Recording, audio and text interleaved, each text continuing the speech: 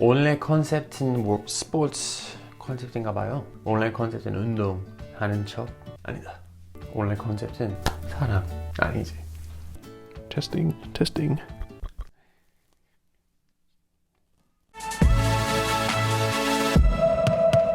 안녕 동생. Welcome back. 잘 지냈어? Let's go. This story actually has three main characters, but I'm only going to talk about two. The father and the younger son. So the story goes like this. One day, the younger son comes to his father and he demands that he has an inheritance now.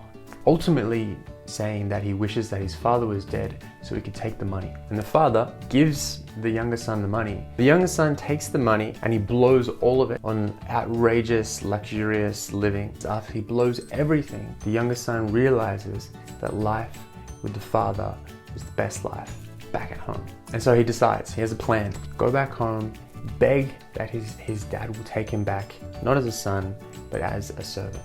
And this is what it says. So he returned home to his father, and while he was still a long way off, his father saw him coming. Filled with love and compassion, he ran to his son, embraced him, and kissed him. His son said to him, "Father, I have sinned against both heaven and you. I am no longer worthy of being called your son." But his father said to the servants, "Quick, bring the finest robe in the house and put it on him. Get a ring for his finger and sandals for his feet, and kill the calf we've been fattening.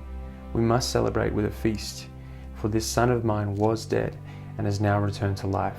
He was lost, but he is now found." Crazy, right? The son totally disrespects his dad by asking for his inheritance even before he's dead. He takes all of the money, goes overseas, blows it completely, wastes it, it's his fault, comes back to the father, and the father welcomes him back with open arms, no price to pay. He's just instantly back in the family, seemingly no punishment. Remember the context of this story. Jesus is telling this story to the Pharisees and the religious leaders, addressing their question, why does Jesus like bad people? What the heck? In this story, when the younger son is coming back home, when the father saw him, he was filled with love and compassion. Completely opposite to the mindset of the Pharisees and the religious leaders, God loves bad people. He loves it when they come back home. And you might be thinking, well, that's not fair.